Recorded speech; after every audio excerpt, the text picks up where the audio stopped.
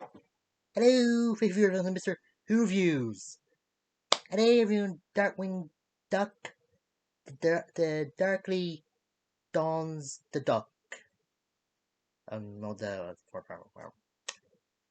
yeah, I'm starting to review this since I'm going to get my opinions on it. I don't know if they are gonna do a reboot of the show, but like a lot of fans that watched the new DuckTales, I hope they did since they've been hinting about it for the 3 seasons.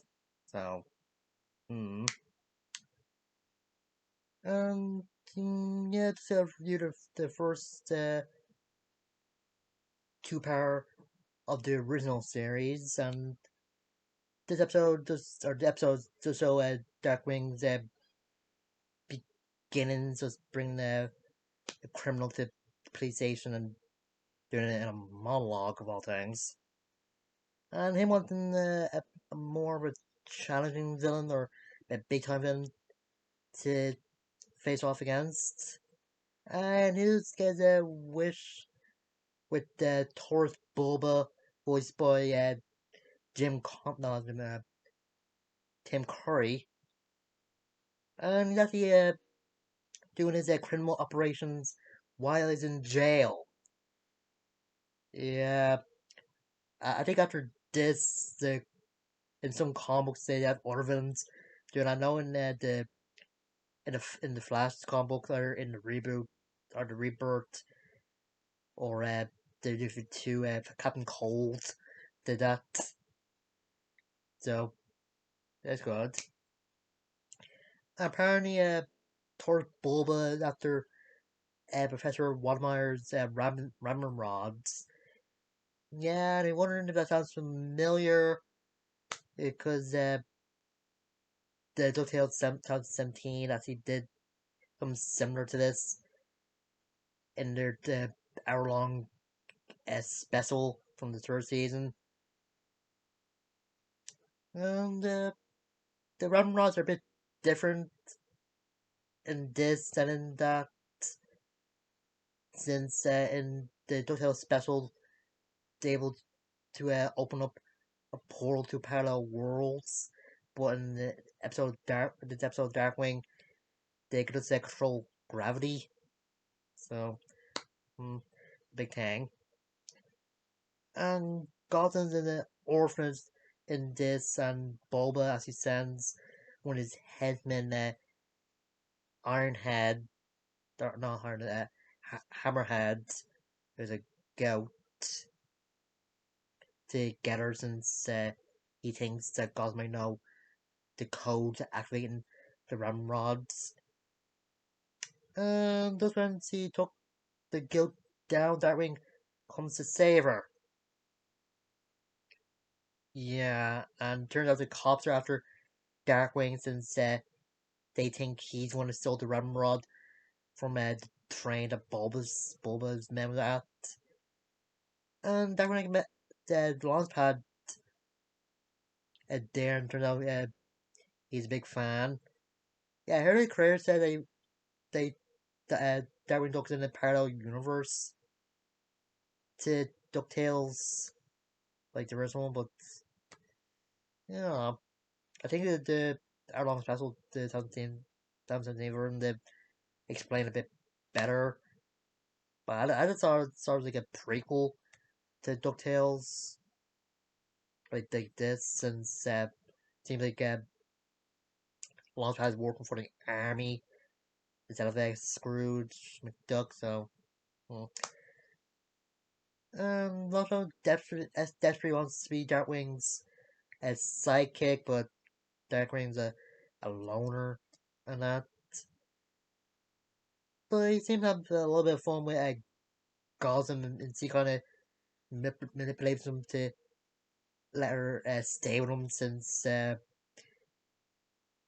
she just threatens to tell the police or Bulba's men where his hideout is. Yeah. And that bit of a train session when Gotham as he presses this button on the thing he thinks is a radio, but turns out to be a a timer or something to let out the food from the kitchen or something. Yeah, it's fun. It's more like a slapstick cartoony than what the Darkwing Duck and the Duck is like. But one of the best parts of this episode has to be when Darkwing goes into bed and they sing a little girl blue together with Darkwing putting different lyrics to it. It's just sweet. I think Jim Cummins and Gosling's voice actors just have some great chemistry in this. This when Gosling's asleep, Darkwing realizes that the lyrics of the song are actually the activation code for the Ramrod. Bulba decides to send Darkwing Duck a coded message in Morse code to get him out and to find out where his hideout is. Yeah, Darwin's ego is just like getting big when he translates the Morse code. With Bulba saying he wants to give himself up only to Darkwing, and Gotham is just picking apart how it's kind of silly that Bulba wants to give himself to Darkwing after he just escaped prison a few minutes ago. Darwin does get out to Goslin and saying he's gonna put her back in the orphanage when this is all done. I guess she kind of wounded his ego when she was just giving her comments on on the fact that Bull wants to give himself up to Darkwing, but mm, and it was a trap, and Bulba is really taking Darkwing up seriously. Actually, called the cops on him while he escapes, and throughout one of his head that he took Goslin from Darkwing's hideout, which is on a bridge. Even the head is a comment that Darwin's crazy enough to have a hideout on a bridge and to have more of a land based one. But Goslin is fighting back and using the stuff in the kitchen as well. Yeah. Darwin does get put in prison. I just like, I like the how Jim comes screams Darwin's or Goslin's name when he's getting taken away. It is good. And not that he breaks Darkwing out and when one of the guys that Darkwing put away is gonna beat him up, but Darkwing bet him up again. And uh, Long Child actually made a plane modeled after Darkwing Duck that he calls the Thunder Quack, and it looks just cool. And Darkwing Duck does beat up Hammerhead, but after getting ambushed by Bubba's men and Bubba's shown Goslin, he's captured and he's kind of forced to give Boba the code to his Ramrod since he was threatening Goslin's life with his vulture hen person. Mm. That does that keep dropping Goslin from the sky and catching her. But when the vulture actually dropped Goslin again, it actually landed on the Thunderquack and eventually she and Lana get some revenge on the vulture by pulling some of his feathers from his bum. And Darwin actually caused the Ramrod to overload and eventually explodes, and in the end, Gosling's back in the orphanage thinking Darkwing's dead, and the person in charge of the orphanage wants to see this person wants to adopt her, but she isn't really in the humor. But when he hears the person's voice, he actually recognizes it, and when the person actually drops some key words, he realizes it is Darkwing, by using his real name, Drake Mallard.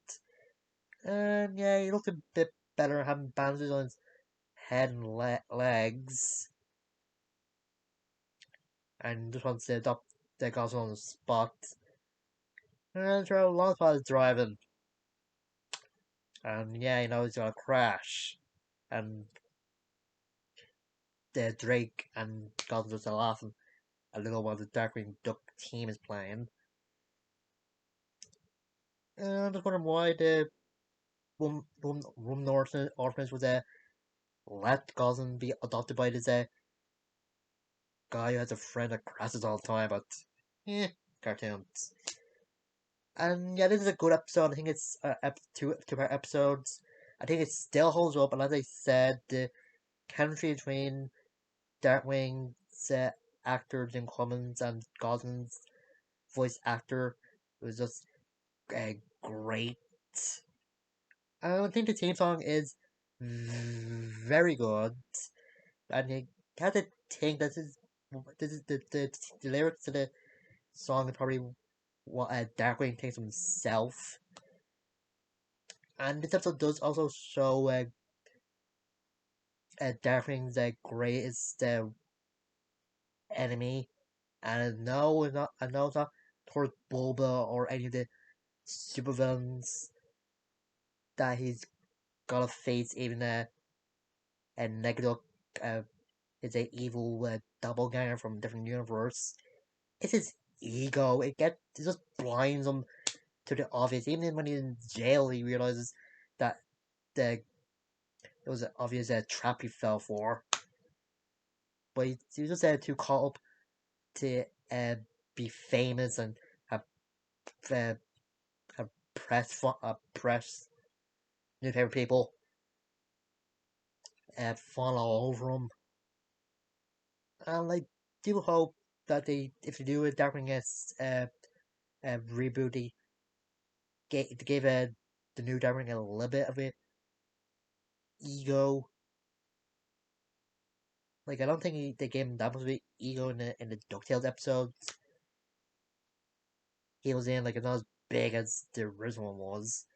And the slapstick in this is very good, and Gordon is just a great character. Like I said in the two episodes, has a lot of spirit, and he's just very brave. And yeah, they never really do answer what happened to Waldemar. Like they both said that Hammerhead put him through an accident before they got the code. So I'm guessing he's dead. But mm, and just the background music is goes well. Yeah, this is a great show, and we'll be continuing reviewing some episodes. I don't know when I'm gonna stop, but it should be good. And I do kind of like get the way all different ways definitely describe himself when he says he's the, the terror that flaps in the night, and that is kind of funny and a little threatening. And yeah, that's it. See you guys.